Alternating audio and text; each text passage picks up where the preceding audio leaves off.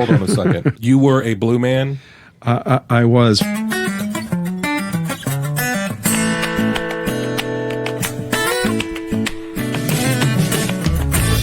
Welcome to another episode of Chewing the Fat. I am your host, Big Rob. Thank you so much for tuning in, downloading, following the podcast. I certainly do appreciate that. Thanks for the folks that have bought me a coffee at chewingthefatbr.com. Your support means the world to me, as well as the reviews and the 5-star ratings. They really help more people find the podcast, so I appreciate that, because when you find the podcast, you find amazing guests like the man I have in the studio with me right now. He is an actor, a dancer, a choreographer, a director. I don't want to go into his entire resume because we'll get into that here, but please welcome Scott Seidl. You just listed all the things I used to do. Oh. I'm too old to do most of those things now. Look, I've been in rehearsals with you. I've seen you dance. I've seen you perform. I've seen you choreographize. I don't know what that, I don't know. I liked it. I liked the good word. It's a good word. Thank you. It was very kind of you. It's a nice intro. Thank you. Thank you for being here. I know we've talked about it for a while, and I'm glad that the stars aligned, allow us to have a little time together. And I've known you since you've come to town, and you've been here in Augusta for going on what? It's been 5 years and several weeks. Yeah, September 1st is my anniversary. It's okay. The official start date was September 1st. I finished a gig in Atlanta the last day of August. The next morning, drove to Augusta directly to an interview with Brad Means. Like, I drove into town and straight to the TV studio before anything else, and taped an interview with him that first day, and then headed to the gorgeous Augusta Player's office at Sacred Heart Cultural Center. Yeah. So you came from Atlanta. What were you doing in Atlanta? We're going to work this backwards. Sure. So what were you doing in Atlanta? It was the last gig of a very busy summer. Going back a little bit further, I had interviewed for the Augusta Players job that I'm in now for about 10 months. It had started in October of 2016, and I obviously didn't, as I just mentioned, didn't start the job until September 1st of 2017. And for lots of different reasons, it was a long process. And so I had to work. So I took a lot of gigs in between, and spent that summer in Montana and in Colorado and in Atlanta and in Nashville. I think I did 6 shows in 3 months. Wow. And the last one was My Fair Lady in Atlanta at the Atlanta Lyric Theater. Oh, wow. And then the next day started a new life here in Augusta. Wow. So I gotta assume, seeing as you applied for the job, life off the road was very attractive to you. Oh, very much so. Yeah. I still do it occasionally. I still freelance. I'm actually in October. I'm heading out on the road for a couple of weeks as the production supervisor. Almost ironically, based on what we just were talking about, on the national tour of My Fair Lady. Going out to help them get that show back up on its feet and out on the road. But yes, doing that for a couple of weeks is still kind of fun, but spending 10, 11 months on the road is not on my to-do list any longer. Yeah. I love Augusta. I love being here. I mean, the reason I came here originally was I was looking for a job like this, the Augusta Players job. And my wife at the time is from Marietta, Georgia. So put us in her backyard and put us close. There were a couple different jobs similar to this. And Augusta became very attractive because of its proximity to Marietta. And also, I tell people this all the time, I went to the final dress rehearsal as part of the interview process. I went to the final dress rehearsal of the Augusta Players production of Beauty and the Beast. And I was just blown away by it. I had friends on the national tour of that show at the time, and Augusta was better. Wow. Which has become kind of my mantra lately. Augusta is better in so many different ways with so many different things. And so that's really what pushed me over the edge, was sitting at that rehearsal and just being so impressed with what I saw. That's amazing. Yeah, it was great. Because you've had a long history of being in theater, right? I have. I did my first professional gig at age 13. Wow. as a drummer, but for a musical at that time. And I've been fortunate to work. I've only had one job, well, two, I guess, two jobs that were not in entertainment in some way or another. I spent, as a 16-year-old, I spent a year in fast food. And then as an 18-year-old, spent 1 week working at a pharmacy before a teaching gig came up at a music store to teach percussion. Oh, well, nice. But yeah, ever since then, I've just been so blessed to be in this industry nonstop. Yeah. So where are you from? Where are you born and raised? I was born in Los Angeles, California. Okay. In 1962. If you do the math, that makes me 60. Okay. And my mom decided to end her marriage and took her two boys back to Kenosha, Wisconsin, when I was 3.5 and my brother was a newborn. And so I grew up in Kenosha. It's about an hour north of Chicago. Mm-hmm. First city over the state line in Wisconsin. And went to school there, went to high school there. That's where I got involved. I mean, I started music lessons in junior high as a drummer, but got involved in theater when I was in 8th grade and then booked that first gig. And then the original plan was I was going to go to University of Wisconsin for a couple of years, do in-state tuition, and then move back to California. And my plan was to be a high school band director in Northern California, writing field drills. Oh, wow. But when I was in my first year at Wisconsin, I was offered a job teaching at the high school that I just graduated from months earlier that following year. So at age 19, I started teaching high school. Wow. And had my little brother and an ex-girlfriend as some of my students. It was pretty trippy initially. And, on the faculty were all the people that had been my teachers a year earlier. Yeah. I didn't go to the teacher lunchroom for 2 years. Wow. Because I was the music teacher. I had my own office, which a lot of teachers were also not happy about because who's this little snot at 19 that's got his own office? That's where I had lunch for 2 years just because it was just all so bizarre and surreal, and never made it back to California. I stayed in Wisconsin as an educator for 13 years, met my first wife. We started a production company, played in bands, stayed really busy, directed tons of shows. Our high school was the Roadhouse as well, so lots of touring things came through there. It was the best possible education I could have ever gotten. Just working in that theater was amazing. And I mean, to this day, there are things that I'm sure you've heard me say in rehearsal that developed in those first few years in the early 80s when I was teaching theater. I initially got hired as the music teacher, and then they let the theater teacher go, and I ended up taking over that program, and we hired a different music teacher. And it was an amazing time. I learned an incredible amount, and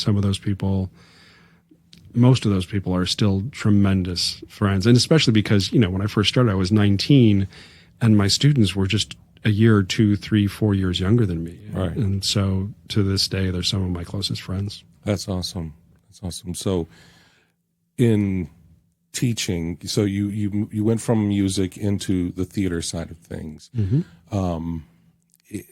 When you decided, did you just decide to quit teaching? Did something else come up? Did I was in life happen? Kind of all of that. Yeah. I was in my 11th year, and things had started to change. It was a Catholic high school, that was an arts magnet school because of the programs that we had developed, and the administration changed.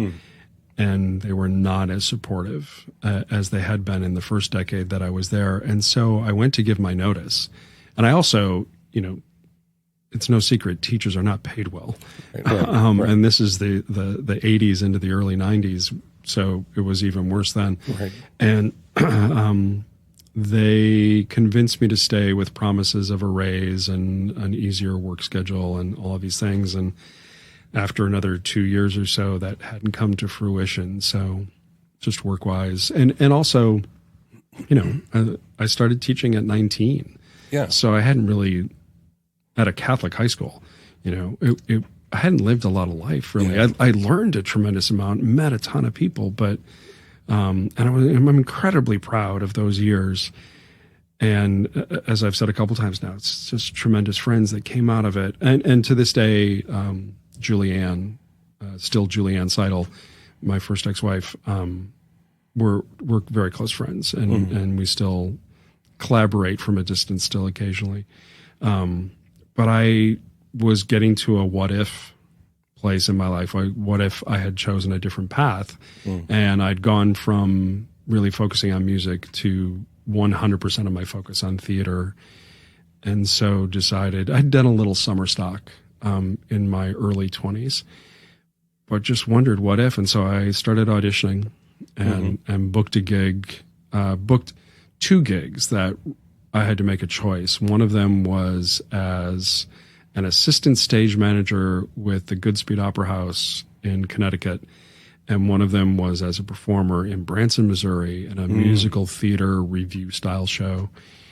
And the Goodspeed gig was more prestigious because there's a long history of the shows that get developed. They're going to Broadway.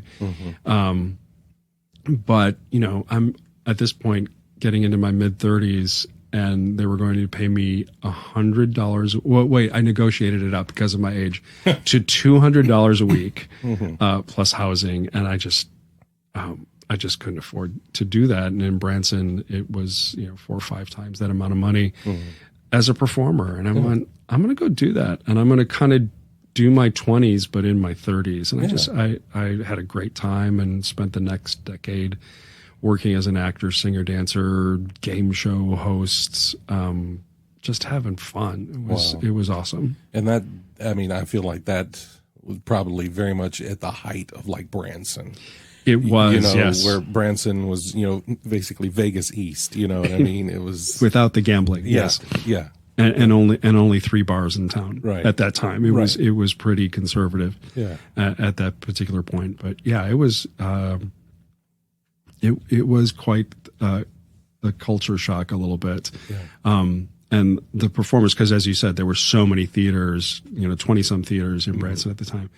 And so all of the performers, we all gravitated towards each other because most of us were not from there. Right. But it was a great time. I did a couple musical theater reviews. I was the host of Dolly Parton's Dixie Stampede, hosted another country music review, did a saloon show, which is this great improv show.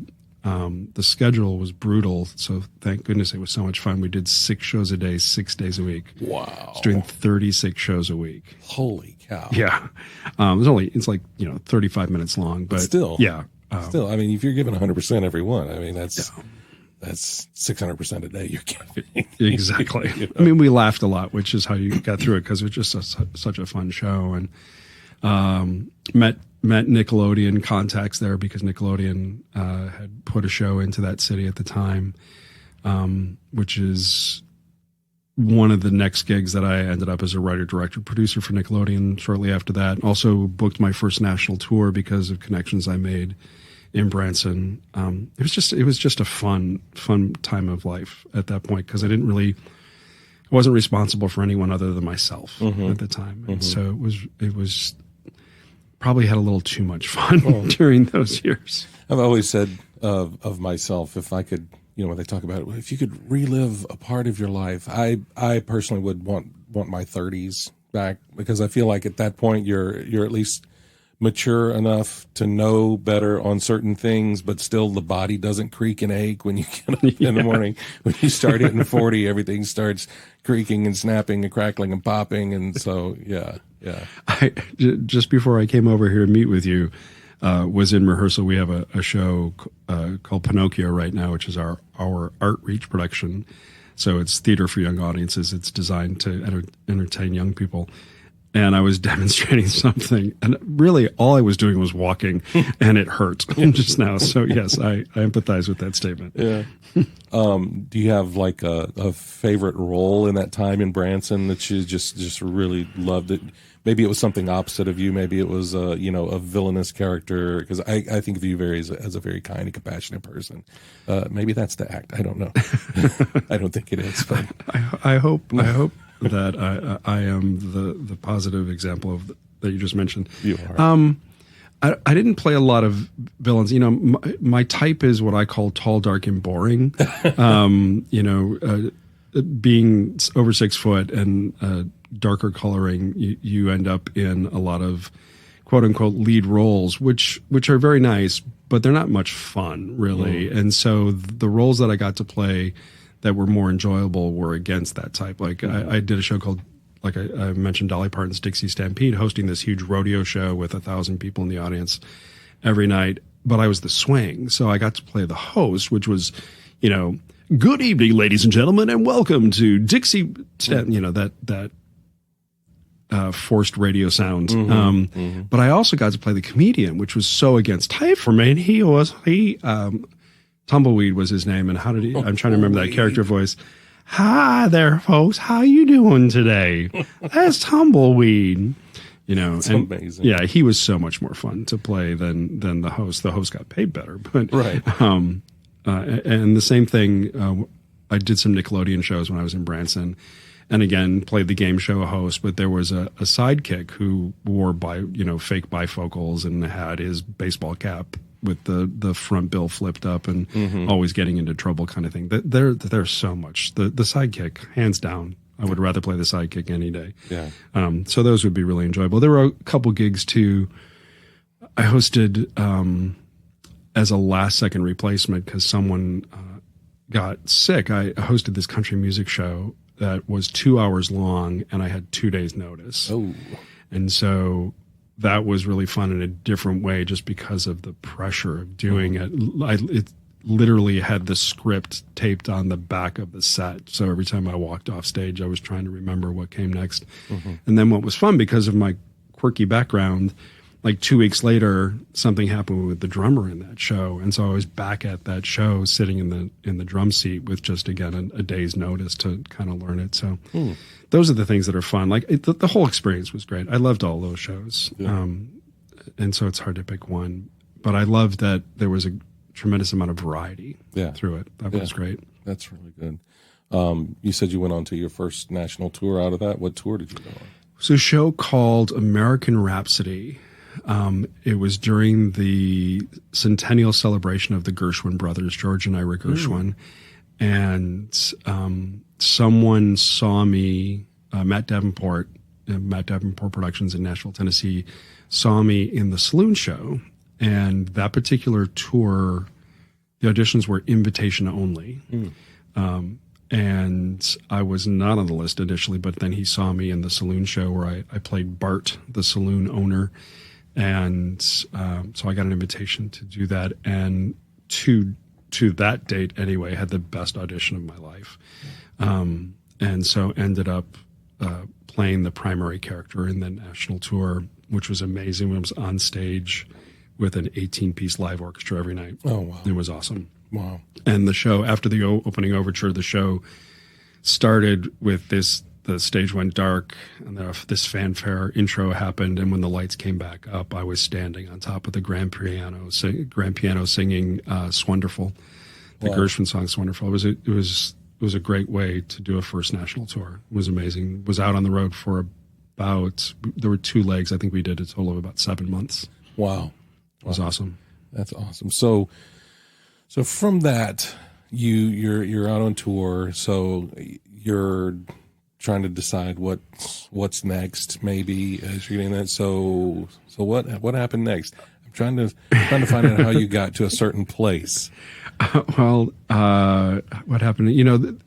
As you know, the entertainment industry is so much about relationships. Yes. I've been fortunate to do very few auditions in my life, which has come back to bite me a couple times when I did have to go into some auditions. Excuse me. But from there, I did some industrials for a company called Gary Music, and that's his actual name, Musick, in Nashville, Tennessee. And they had an opening for the cast of Lee Greenwood's American Portrait. So Lee Greenwood, if folks don't know, is the man who sings God Bless the USA. Yeah. And he had a production show that was in Pigeon Forge, Tennessee, as well as touring. And they needed someone that could do the singer-dancer gig, but also had hosting skills. And so I got the call and literally did not do an audition. They had seen me in the national tour, and then I did these industrials for them, and then I was offered the job. So spent the next year and change with Lee Greenwood, primarily in Pigeon Forge, and was the year after that, because of previous relationships, ended up at Nickelodeon Studios in Orlando as a writer, producer, director, mostly with their live stuff. I worked a little bit on the television show of Double Dare 2000. It was in the year 2000. And did a bunch of other producer stuff for them across that summer. But in the middle of that, the gentleman that replaced me at Lee Greenwood sadly was hit by a car. Like, he wasn't in a car, he was walking across the street, and it was horrible. So I got this call to come back, and could I fill in for a few weeks while they found somebody new, which also happened when I was back in Branson with Dixie Stampede, where the host was thrown from his horse and the horse fell on him. And I had left the show 6-8 months earlier, and they called and asked if I could fill in that night. And I hadn't done, it's an 88-page monologue. Wow. And I hadn't done it in like 6 to 8 months, something like that. And I said, I'm happy to come in, but I cannot promise you what's going to come out of my mouth tonight. Yeah. I'll keep talking, but we'll get through it. And then that happened with Lee Greenwood, too. I went and filled in. Nickelodeon was very kind to let me out for a few weeks. I can't remember. So that led to... I was already contracted when I took the Nickelodeon gig to do another national tour with Matt Davenport Productions called Birth of the Beat. And the company that co-produced that, which at the time was Columbia Artists, had an opening for someone with an eclectic skill set to work in creating product for their roster. And it's it was going to be in New York, and kind of moving back to the other side of the table again, from performing back to the creative side. And at this point, I guess I'm in my late 30s, maybe. And money's, the older you get, the more important money becomes. Yes. And so decided to pursue that. Plus, it was a full-time job in New York City. Yeah. And so went for it. And then as I took that job, their booking and contracting person left the company, and they said, will you do this job for 6 months while we find the right person for it? And it just got weird. 4 months into that, they said, we're moving the company from New York to Charlotte, North Carolina. Do you want to come with us? And I thought, yeah, I like this job and I like the money I'm getting paid. So sure. I moved to Charlotte, and then found out that the reason they moved the company to Charlotte is because the owner was under investigation by the grand jury of New York for embezzlement. And so, and we represented all these artists that weren't getting paid all of a sudden. Yikes. It was messy. And so kind of behind the scenes, me and one other employee were working on behalf of the artists to make sure that they were getting taken care of. So I was, quote unquote, laid off, and needed a gig. And again, it boiled down to two things: one that was performing and one that was managing. I was offered a gig back in Branson in a really souped up version of Joseph, the Amazing Technicolor Dreamcoat, playing the oldest brother and understudying Joseph, which I thought was hilarious because I was way too old at that point to be playing Joseph. It's makeup. It's all makeup. Yeah. Just lighting, smoke and mirrors. That's right. Just draw on the abs. Yeah. And a former high school student of mine was on the national tour of the musical Grease, starring Frankie Avalon still as Teen Angel. And he was the front of house sound guy. He said, secretly, we're about to fire the stage manager, the production stage manager. You'd be great at it. I know you need a gig, but to do it, you'd have to come out as the assistant sound engineer, secretly learn the show in the shadows, and then when they let this person go, you'll step in literally the next day. And the money difference was exceptional. which is this theme that we can talk about later. But and so I went and did that and spent the next 3 years on the road. I really, really hate the song "We Go Together" because it's in the show. Yeah, it's in the show like 4 times, and we used it for sound check. So my least favorite piece of musical theater music. And again, met great friends and people that I was really close to. But then, sorry, I'm trying to rush through the resume. No. It's fine. Look, your life is fascinating because all of this has happened in the span of 10, 12 years. So correct, I mean, it's a lot. You've lived a lot of life. That part of you that said, I didn't really live a whole lot of life in my 20s because I was teaching. You made up fast ground. I did. I also in my 20s didn't drink at all. I also made up for that in my 30s. Okay. But I was the company Phoenix Productions that produced the Grease tour. The tour was coming to its close finally after 3 years, and they offered me a gig as a producer on Fame the Musical in Asia. It was going to be a tour across Korea and China, and that it was a great opportunity. And so I said yes, but I was going to have 6 dark months between the end of the Grease tour and taking over this thing in Asia. So a buddy of mine, I remember it vividly. I was walking across the street, and we were in Myrtle Beach on tour, Myrtle Beach, South Carolina. I was walking across the street to go have lunch with the girl I was dating and her mom, who happened to be visiting. And my phone rang, and it was my buddy Bjorn Wendlandt, who at the time worked for Live Nation. And he said, "Hey, I know you're looking for a gig. We need tour accountants to go out on these rock and roll and country music tours." And I said, "I know absolutely nothing about that." He said, "It's easy. We'll fly you out to Beverly Hills. We'll teach you across 2 weeks what you need to do, and we'll send you out on the road." Okay. I mean, sure. I got to fill 5-6 months. Sure. Yeah. So I went to Beverly Hills after the Grease tour was over, did that. And I have to be careful because I signed an NDA, but most how of it, long ago? Yeah, it was over a decade. What's the yeah. And the first tour I was assigned to was something called Video Games Live, which is this huge orchestra show, which was really cool. It opened at the Hollywood Bowl and closed the next day. Oh, wow. They decided it was just way too expensive. And since then, it's been retooled. And I was about to say, I think I've seen that show. Yeah, or some form of it or whatever. Yeah, it's still out there, and the people at the helm of it are really cool. But they put all this money into me, training me. So because I was about 40 then, I guess, because of my age and experience, I became the fixer accountant. So, and what that meant was if somebody was falling behind in their paperwork, because the paperwork for that gig is oppressive.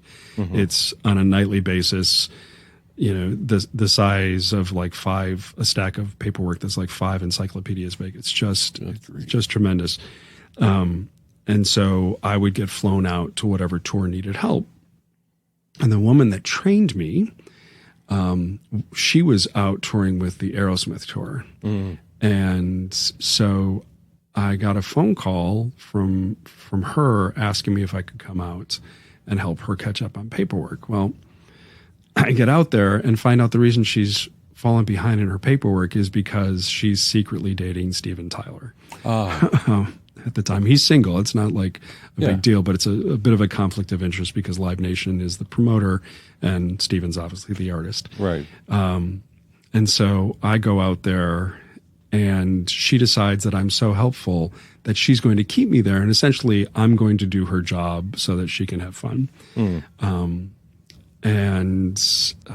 So that happens. And then the accountant for Aerosmith is so happy with the job that I'm doing. He says, "Do you want to come work for the band? Like, we'll leave Live Nation and come work for us directly as an assistant accountant."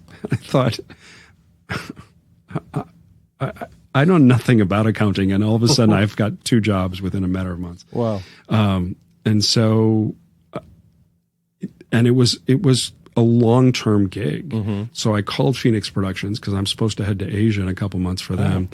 And the two owners are about my age as well. And so we were both young, we were all young teens when Aerosmith hit in the 70s. And I said, I have this opportunity. And I remember Michael McFadden's quote to this day, quote unquote, he said, dude, it's Aerosmith. You got to go do that. He said, we'll be here if you ever end up leaving. Yeah. So I did that. I went and became an accountant for Aerosmith. And I'm like, I don't know, 6 weeks into that, maybe less, 4 or 5 weeks into that. And we're on a layoff where we're not on the road for a week. And I go to visit my buddy Bjorn that got me the accountant job to begin with. And I'm hanging out at his place in West Hollywood. And my phone rings and it's unlisted. I don't know about you, but I typically don't answer unlisted numbers, right? Yeah. So I didn't answer. And a voicemail pops up. And I listen to it and it's Scott, this is Steven Tyler. And he says, I'm going to let my guy go. And his guy is his road manager / bodyguard. And his girlfriend at the time, who had gotten me the Aerosmith gig to begin with, recommended me as the replacement. Wow. He said, I want you to, if you're interested, call me back. Here's my number. And let's talk. So I call him back. And the next day I flew to Boston and spent the day with him at his house and stayed at a hotel that night. Next morning I'm flying back to West Hollywood. And by the time I got back to West Hollywood, there was a message from him offering me the gig as his road manager and bodyguard, which I did for like the next 22 months, something like that. Wow. And the first 18 months were amazing. And he and I became great friends. And I don't know, just tons and tons of, like, that's a whole nother podcast. There's tons and tons of surreal moments. Yeah. My favorite one very quickly is it's the first real, and there's a whole long story to how we got there, that literally and physically how we got there that night. But I'm standing on a rooftop of a warehouse on the Lower West Side of Manhattan at the premiere of this new rock band that was Steven Tyler's son-in-law, Liv Tyler's husband at the time. And it's an A-list. I'm standing, so I'm as the bodyguard, typically just standing off his shoulder. And he's standing, and I'm there as well, in this circle of conversation with David Bowie, John Travolta, Todd Rundgren, Liv's mom, BB, who's married to Todd Rundgren at the time, some soap opera stars. It's just this incredible, like, surreal, like, what is my life? Exactly. And this is the conscious thought that I had, a profanity warning, but this is the literal conscious thought I had. I'm standing on this rooftop with Steven Tyler, who in the first band I was ever in as a drummer, I played Walk This Way, Yeah. I'm standing there and I thought, how the fuck did this happen? I am a Catholic high school teacher from Kenosha, Wisconsin. I'm standing on a rooftop in New York with David Bowie. Yeah. Like it was ridiculous. And it was a great experience for 18 months. And then, unfortunately, a doctor prescribed Oxycontin for pain after Stephen had foot surgery. And, he prescribed Oxycontin to a drug addict, a recovering drug addict. And Stephen fell off the wagon and got really abusive and bipolar. And there were some other things that happened with the tour. And I just, at this point, I'm in my early 40s. Right. And I'm too old. Like, I'll never make that kind of money again. But, and there were just so many surreal stories from those couple of years, but it just wasn't worth it anymore. So, I decided originally was going to take a few months off to just try to heal emotionally and physically from the abuse of the final couple of months. And my phone rang again, and it was my friend Matt Davenport that I had done those tours for. And he said, I need a writer-director. I can't do it all myself anymore. And so moved to Nashville and worked for Matt for the next 8 years, wrote well over 100 shows. Wow. Worked with a consistent team, kind of this group of choreographers and designers that I still often work with today. Yeah. And again, gosh, what a great learning experience just as a writer. Yeah. And everything from theme parks and cruise ships to national tours to small theater shows. And again, loved it. Yeah. And was really, really happy during those years. Got married again during those years. And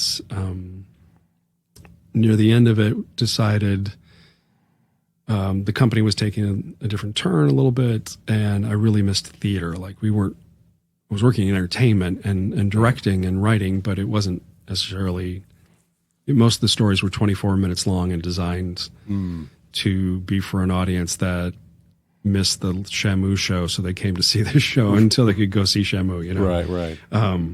And so my wife and I moved back to New York. I left Matt Davenport Productions. Matt's a dear, dear friend and still work for him remotely occasionally as a writer. But we went back to New York and got back into the theater. And that started kind of the freelance couple of years. Yeah. Ended up to make money back on the road with a show called Peter Pan 360, which was awesome. And then moved to Las Vegas to work for the Henson Corporation as an associate director on a show called Puppet Up. If you ever get a chance, check it out on YouTube. It's hilarious. Yeah. Is that the adult puppet show? It is, yes. Yeah. I saw something on, because I follow the Henson Company and all like that on the socials, and they were doing like a one-night invitation only at actually the Henson compound of Puppet Up. Which is the old Charlie Chaplin lot, yeah. Oh, wow. And I was like, I wish I had the money to buy this ticket to be there because this sounds amazing. I got to watch it every night, in Las Vegas. And that was the fun, for those that haven't seen it, if you know the TV show Whose Line Is It Anyway? Imagine that show, but with puppets. So cool. And for us, the production we were doing was based in Las Vegas. So the suggestions from the audience are coming from drunk people on vacation in Las Vegas. You can imagine the kind of suggestions you get. Right. It was just hilarious. And it was supposed to run for 3 years, and it ran for about 5 months. Wow. So again, unemployed, and decided at that point, one of us, my wife at the time, much younger than me, and singer, dancer, actor, choreographer, Ashley Chastain, she actually worked here in Augusta with us still occasionally.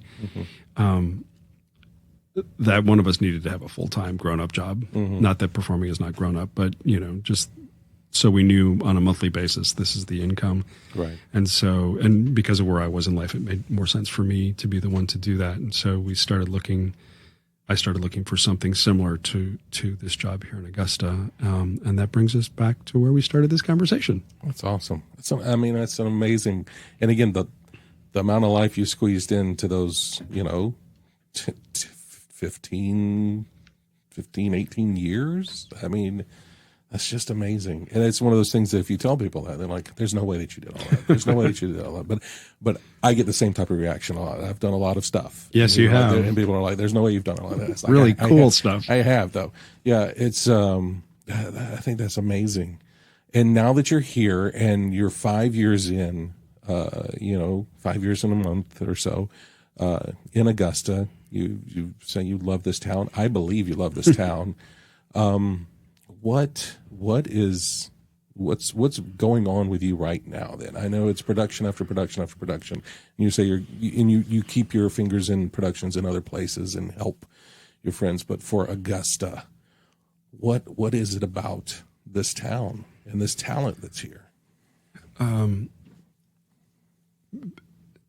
This relates. One of the things I skipped over on the resume is when I was back in Kenosha as an educator, I was also the minister at my church. And so it was a Catholic church, as was the high school that I taught at. And the reason I stopped it was because I started questioning my faith, and I thought, at least how Catholicism practiced the faith.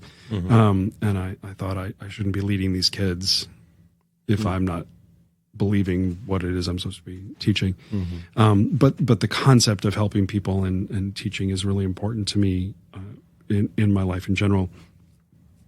And then also between making the decision, as we kind of talked about at the beginning, to come to Augusta and actually coming here, there was a lot of freelance stuff that happened in there as well, including one of the gigs that I have consistently gone to even while I've been here in Big Fork, Montana, at the Big Fork Summer Playhouse. But what I love about Augusta is being here at a time, and maybe this has been going on long before I got here, I don't know, but being here at a time when I think Augusta is trying to figure out what it is again. And that's exciting. I think, we keep hearing cyber's coming to town. I've been hearing that it was one of the selling points actually when the board of directors was trying to convince me to take the job. And that there's a lot of, I think, good growth on the horizon. And so it's exciting to be here. I know that's also true of the Augusta Players as an organization. We are on the cusp of some exceptionally exciting things that I unfortunately can't talk about publicly yet, but just some tremendous things. And so that is just really attractive and makes me happy to be a part of that. And then also, when I arrived, and I think you know this, when I arrived, Dirk and Paula Meyer, Dirk is the music director of the Augusta Symphony, arrived like 2 weeks after I did. And Russell Joe Brown came back to Augusta within a couple months. And Roy Lewis became the artistic director of the Augusta Junior Players just before I got here. And Jeannie Butler became the office administrator just a couple months before I got here. And so there was this influx of different energy. I, at least what I'm told is pre that year or those years, there are amazing arts organizations in this community, but they tended to hold things very, very close. And wanted to make sure that they protected their organizations. And there's something to be said for that. But most of us that have come to town in the past 5 years don't think that way. And we, like, I'm dear friends with Dirk Meyer and with Chris Bailey at Le Chat, and obviously with Roy and Jeannie and a handful of other artists that I may not be as close with, but I love going. Like later today, I'm going to go see a show in Aiken after you and I chat. I want us all to succeed, and it feels like Augusta is the right size with the right group of people to do something really cool. As a community, as an arts community, it's going to take time. I think we're all trying to figure out how to get the city itself on board with that mindset.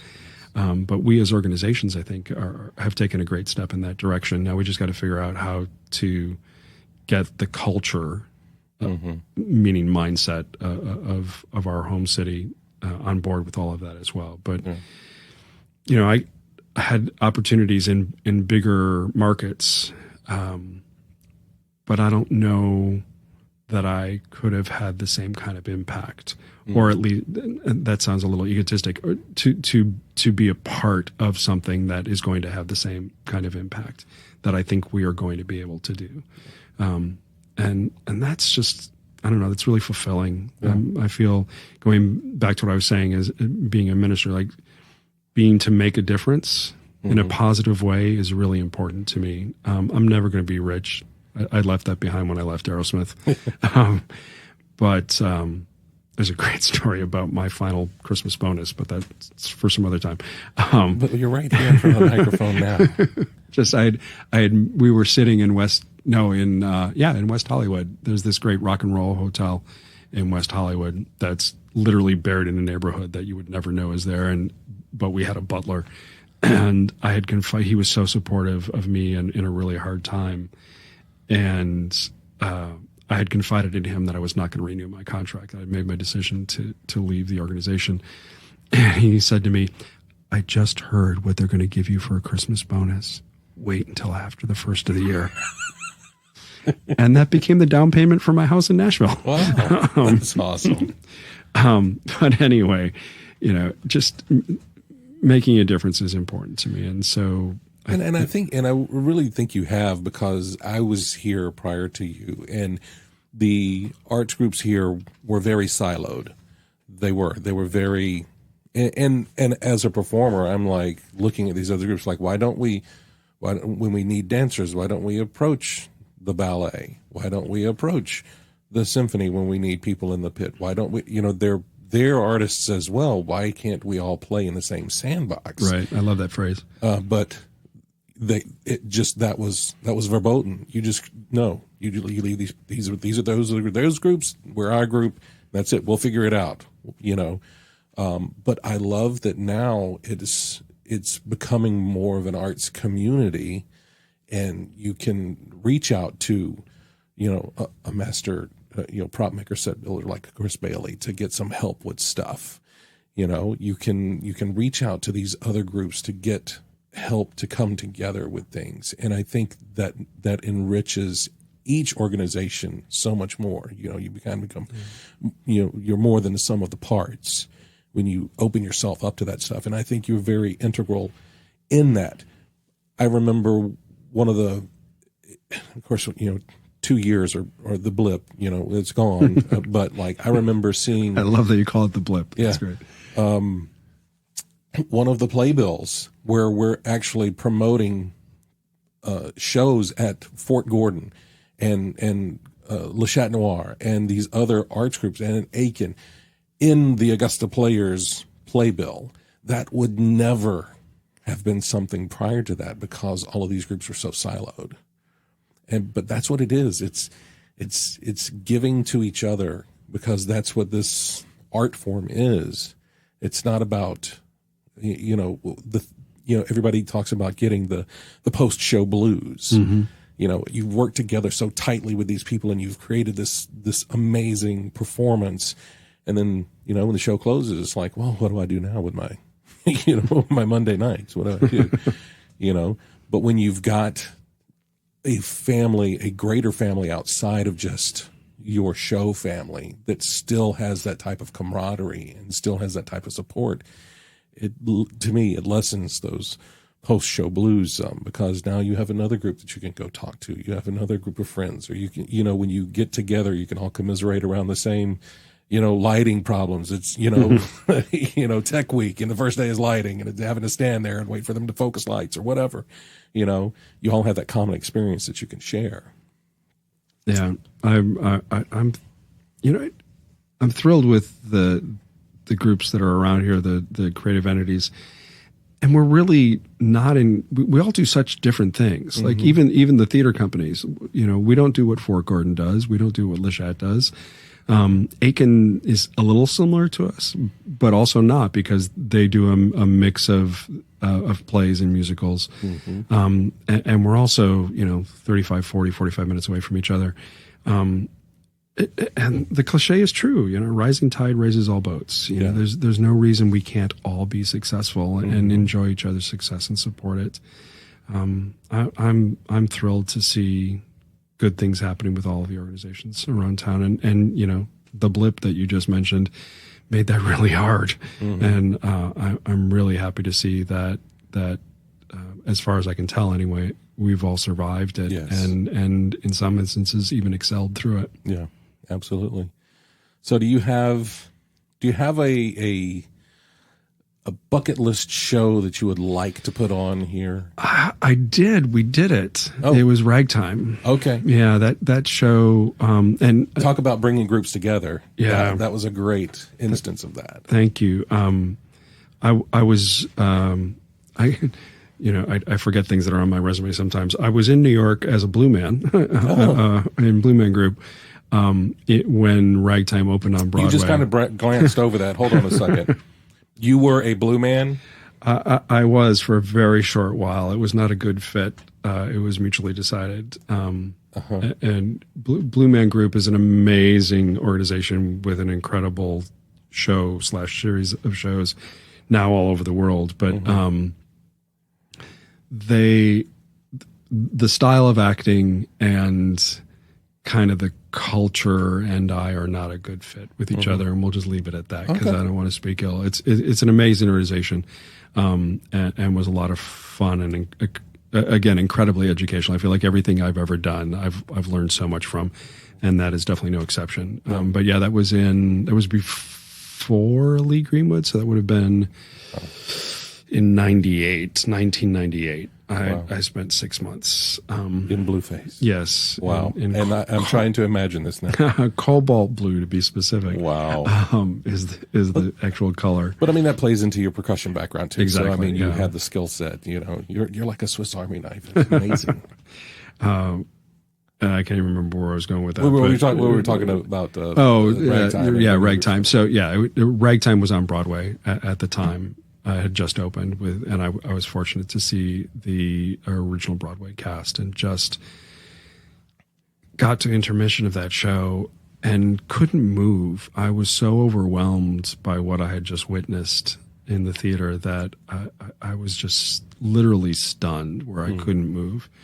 And then remembered that I had pre-ordered my drinks at intermission, so I had to run and go get that. But it was just such an incredible experience, and I've wanted, as a creative, wanted to direct that show ever since.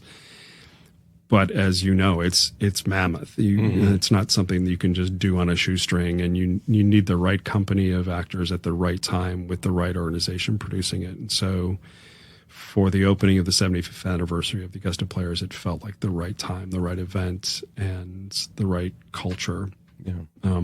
And I'm so glad we decided to open the season with it rather than close, because we were scheduled to close with Cinderella, and that's when COVID hit. So had we scheduled it on the back end, it would have never happened. Yeah. So that's the big bucket list show for me, and I'm so thrilled we got to do it. Check mark on that. Yes, big time. Yeah. There are things sitting in folders on the desktop of my computer as a writer that I really want to get done and get produced. That summer, just before I came here, where I said there were 6 things that I did across those 3 months. One of them was the first workshop of a show that I wrote and co-wrote the music for with one of my collaborators in Nashville, Steve Coomer, who's an amazing writer, orchestrator, arranger. And so that's exciting. We're looking for the right time where we're both free again to do the kind of final definitive version of that. So that's on the bucket list. But there's another show that I'm working on with another collaborator as a writer at the moment. And then there are just a handful of ideas waiting to be developed, which I'm really excited about, but there's just not enough hours in the day. Yeah. Outside of all of this work, is there something else that you are into, passionate about? Do you play golf? Do you do anything? You go for runs? Do you basket weaving? I don't know. I used to, as recently as a year ago, I like taking care of myself and working out and getting to the gym, lifting weights is something that I actually enjoyed. I don't like running. I do it because I need to keep my cardio ability at a pretty high level to do what I do and the way I like to do it. Yeah. Because again, you've been in the room with me as a director. I don't like sitting in a chair. I like to be on my feet when I'm working that way, and I have to stay healthy to do that. And I guess a lot of folks don't know this. In the middle of last season, I ended up having to have open heart surgery. Wow. They actually wanted me to do it 6 weeks earlier, and I convinced them to wait until after we were working on Elf, the musical, right at the time. And so Elf closed on a Sunday, and I got cut open on the Tuesday after that. Wow. So that has kind of slowed all of that down. My stamina isn't quite where it's been, and I haven't gotten back to the gym the way I would like to. So that's the big thing for me. Writing is kind of that outlet for me because you can write anytime, anywhere, at any hour. If I have an idea at 4 a.m., I actually wrote probably the best show that I wrote for Matt Davenport was an idea that I had at 3:00 in the morning when I was in Nashville, and got up and walked to my dining room table and spent the next 5 hours writing a show, and went to the boss later that morning and said, "Hey, let's do this." Mm-hmm.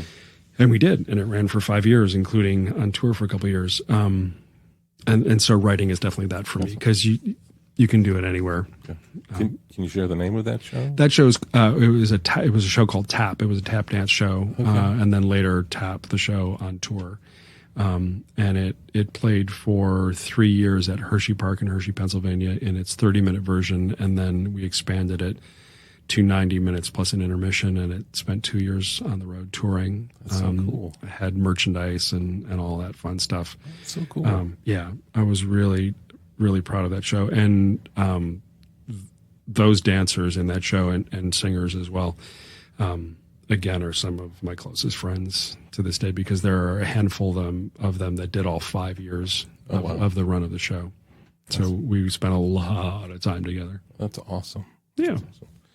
So what's bringing you joy then right now, Scott? It's been a tough year.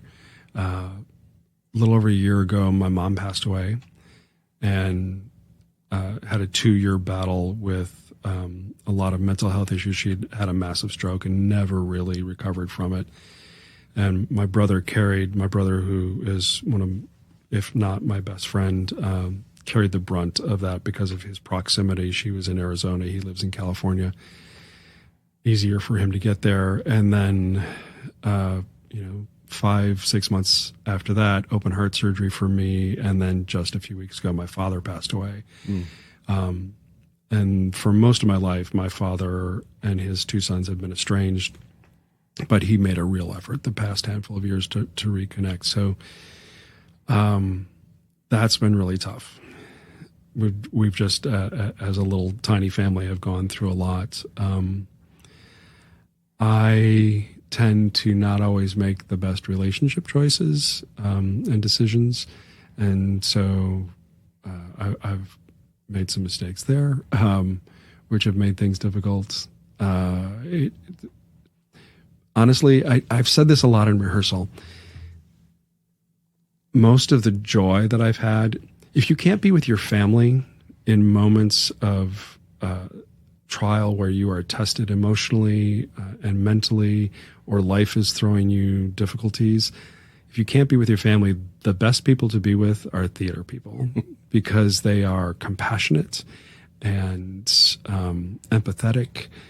You have to be in order to do what we do as theater folks. And so, when my mom passed away, I was in Big Fork with the cast of Jersey Boys, and they were so incredibly supportive. As I went through heart surgery, I was with the cast of Elf and the cast of Something Rotten on the back end as I was recovering, and Cinderella again later in the spring, and even right now with The Music Man, which we're rehearsing right at the moment, because I'm still not 100%. It's just, they're just the best people to be with. So, and I've said this in rehearsal many times, the best part of my day is often going into rehearsal.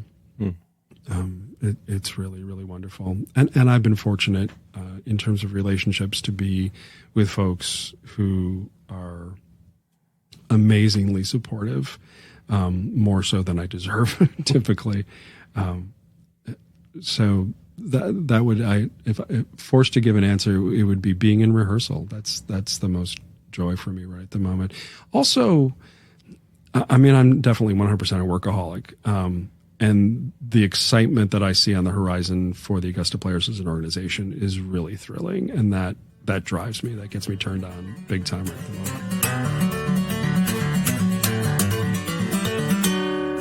Hey, Scott, this is the second segment of the show. This is where we talk a little bit more about mental health. I believe that everybody goes through those kind of down days, whether it be diagnosed anxiety or depression, or it's just a day you just feel the weight of the world and you don't want to get out of bed. And I think everybody goes through that. So the more we talk about it, the more we can feel together in this and not alone, because I think that's the thief of joy, is that lie that you're alone in this. And the more we can talk about it, the more people can realize that they are not alone. So for you, How do you keep the darkness at bay? I don't know that I keep it at bay. I think I don't think about it much. And so as you ask the question, I have to really think about what the definition of darkness is for me. I experience a lot of imposter syndrome. As we've discussed, I've been so blessed to do fun, crazy, cool things, but I always feel like I'm lying when I'm in those situations and somehow faking it to get through it. And so I worry a lot about letting people down because I feel like I'm faking it. Even I've been directing musicals. I started working as a drummer, but I think I directed my first show in 1978. And it's obviously 2022. That's a lot of years. But I still feel like I'm faking it. And don't really know what I'm doing sometimes. There are other moments too where I see work or even something that I've done and feel like, well, I guess I do know what I'm doing. Yeah. But that weighs on me a great deal, and I guess I combat that by doing more homework and working harder and doing more research. But I also don't know that is answering your question as much. That feels a little superficial.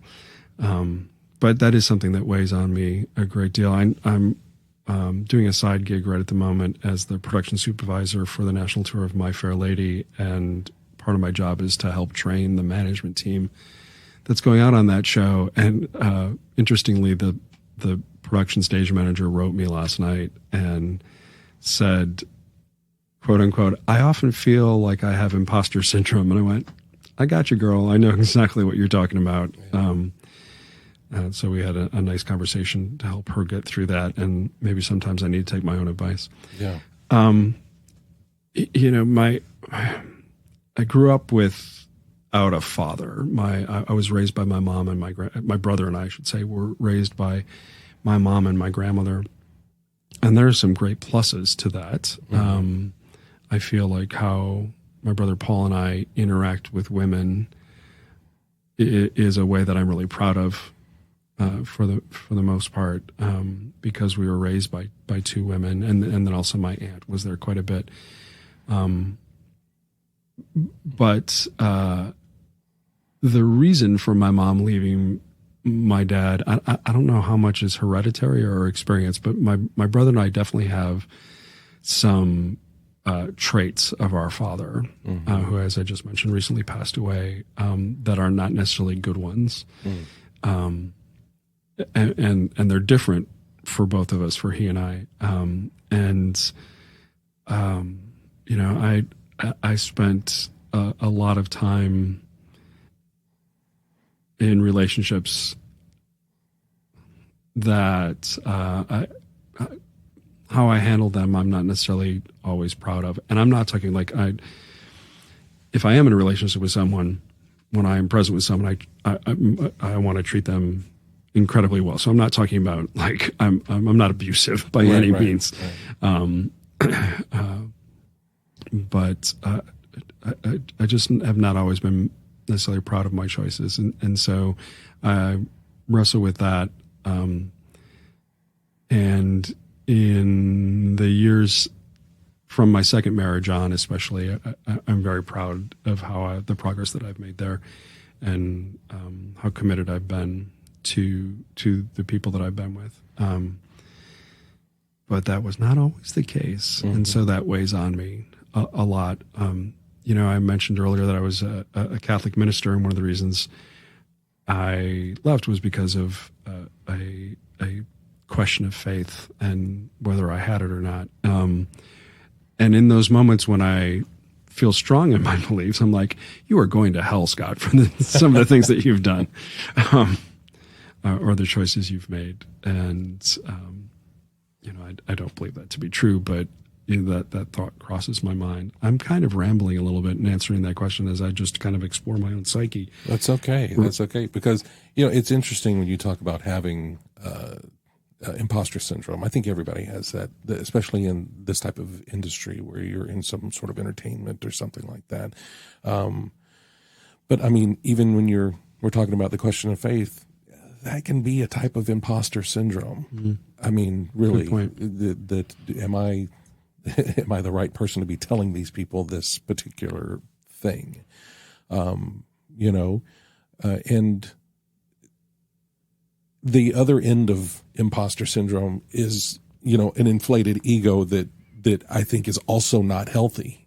It's this weird thing, and especially in entertainment, you have to have a certain amount of ego to be able to get out there and perform and do what you need to do to pour yourself into this role or direct people or whatever. Yeah. But yet, while you're doing it, there's that voice in the back of your head going, you don't belong here. You don't deserve to be doing the things you're doing. You don't deserve to be, saying these lines. No, everyone's laughing at you or whatever, and being able to combat that in a healthy way is hard. It's very hard. And I think that's where, like, talking to people, having that family, especially in the theater family, for that support, that, we're often very honest with each other in those rehearsals and in those, times that we're together. And when you mess up, someone lets you know you mess up. But when you do great, they let you know you do great as well. And you have to be able to take that in, that they're being honest with you. There's no reason that they would lie to you about something like that.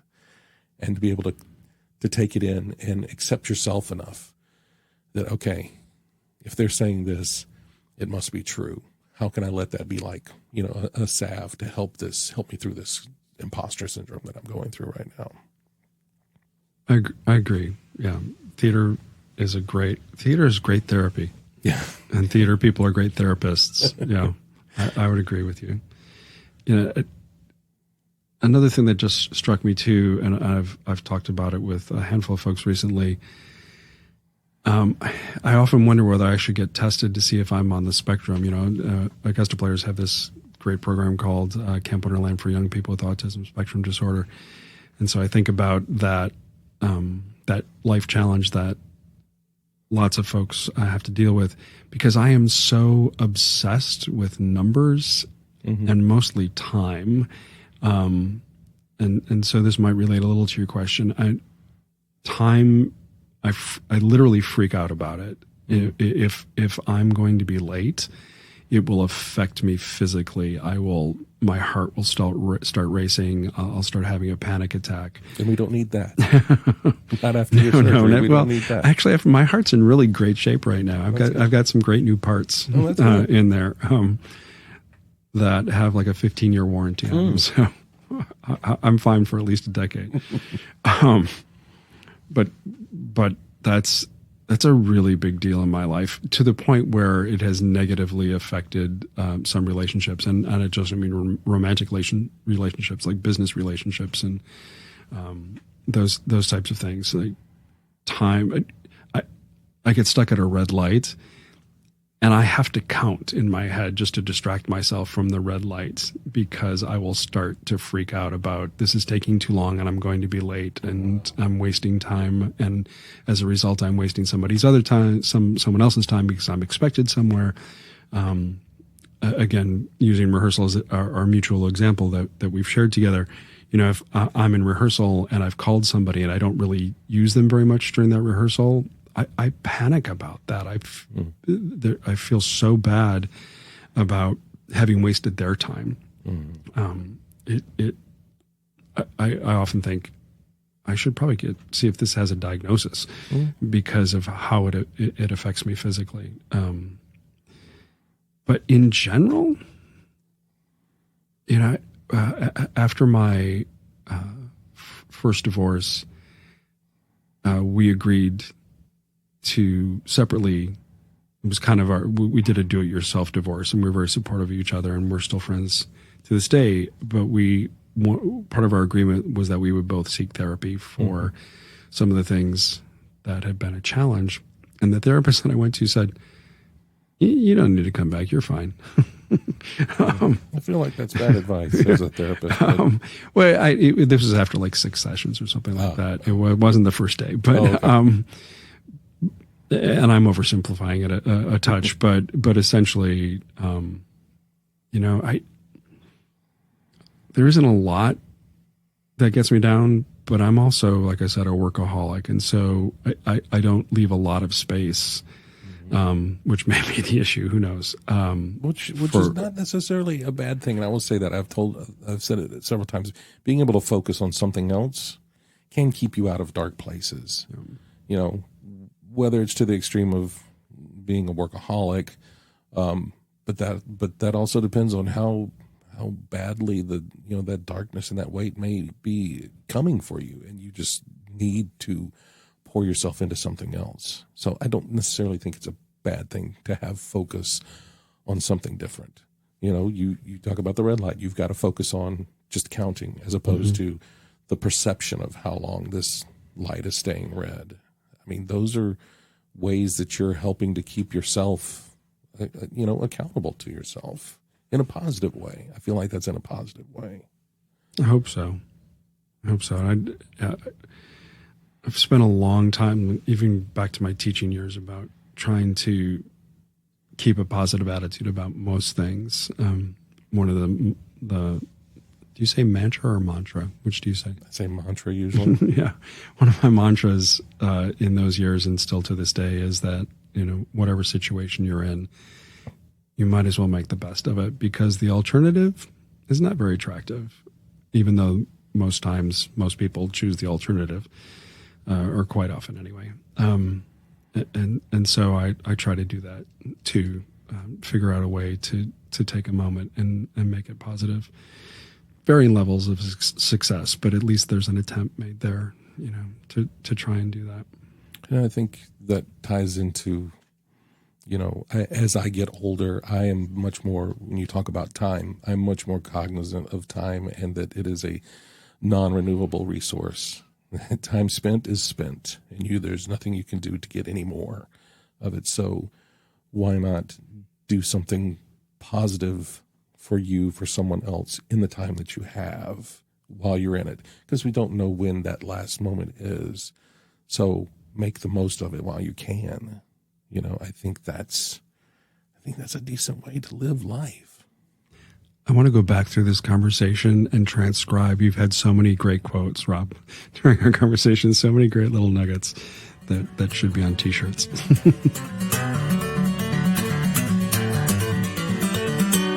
All right, Scott, this is the third segment of the show. It's time now for the Fast Five. The Fast Five. It's time now for the Fast Five. Fast Five. That's a great theme song. No, well, I'm just workshopping some things. I know some folks. We should lay that down. Yeah.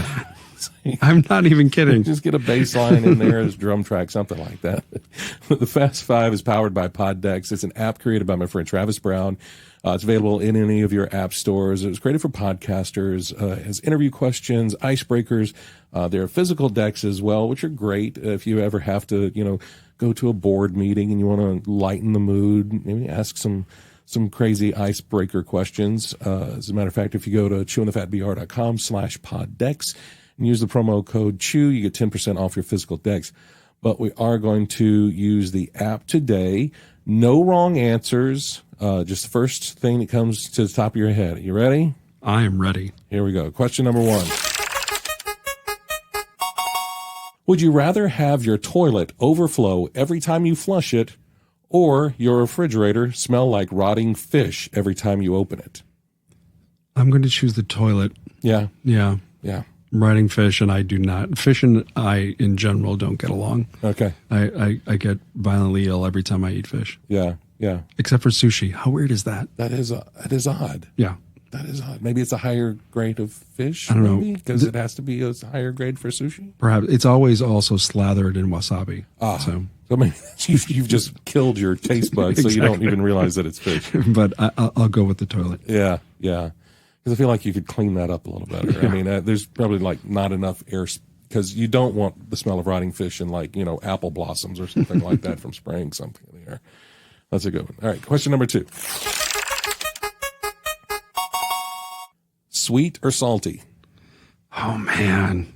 It's a classic question. Yeah, salty. I'm going to go with salty, but honestly, only because I have to. I want both of them. I want both of those things, but I'll choose salty. Okay. I asked this question in a previous episode, and it was like, I think one of my favorite snacks is both.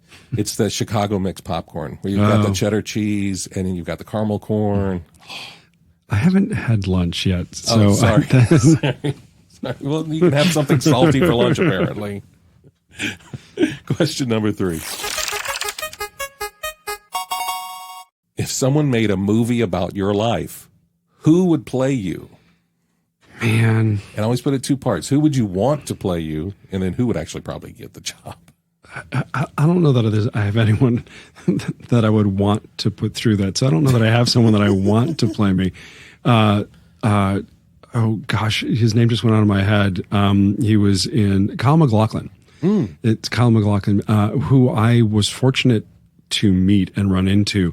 And I'm choosing Kyle MacLachlan because, especially in our 30s, our late 20s and 30s, we were doppelgangers. And I was still teaching. I was at a theater festival with my students, and went in, and he was one of the guest speakers, and we ended up in the same pizza place at the same time on a lunch break, and sitting at the tables next to each other, and both kind of did a double take with each other and introduced ourselves. That's awesome. So I would go with Kyle.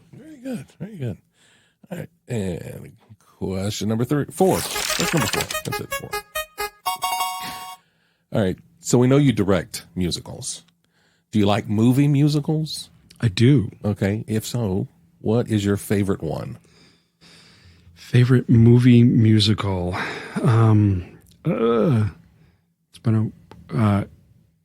It's not really a movie musical, but the pro shot of Hamilton is pretty exceptional.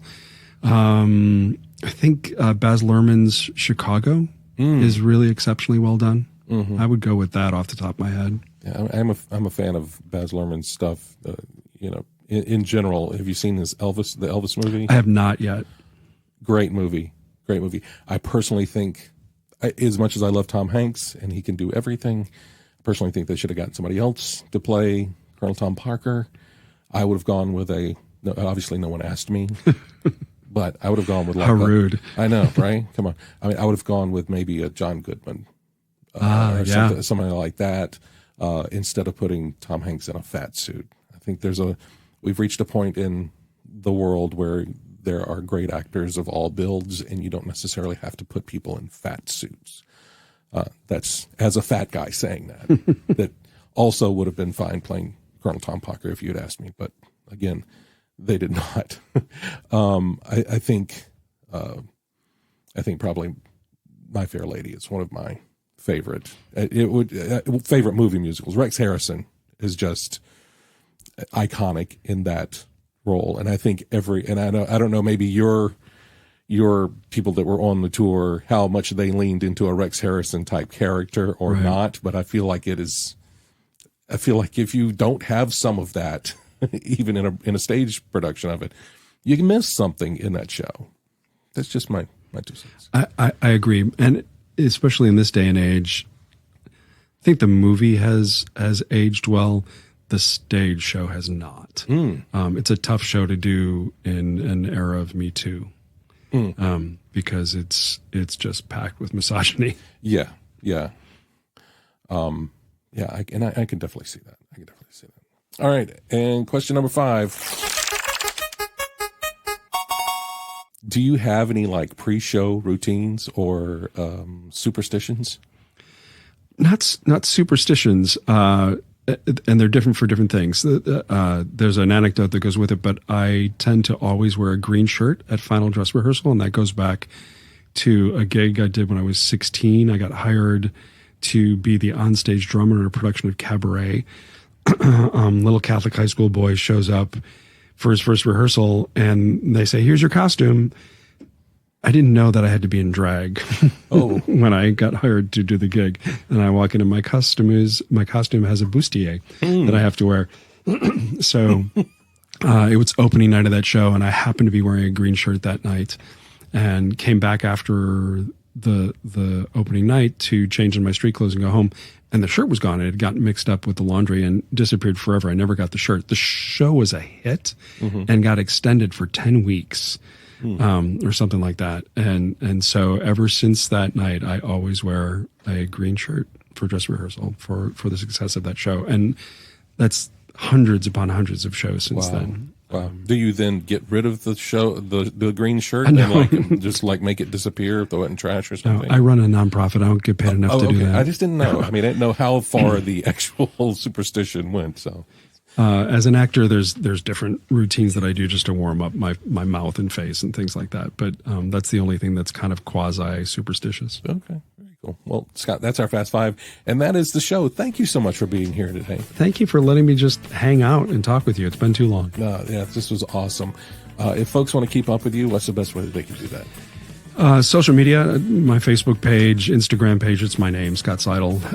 But to be honest, you can also follow the Augusta Players, and it's pretty much the same content because I'm a workaholic, and that's what I like to talk about. I have a website, but it's horrifically out of date, which is scottseidl.com. But if you want to see production photos from things I did before I got to Augusta, I really have not updated it in 5 years. But there's some fun stuff there as well.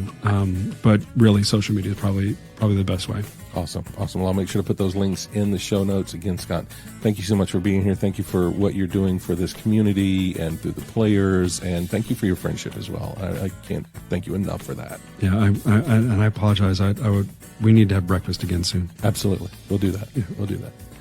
And if you would like to support this podcast, I'd appreciate it if you buy me a coffee at chewingthefatbr.com. But until next time, I look forward to when we have a chance to sit a spell and chew the fat.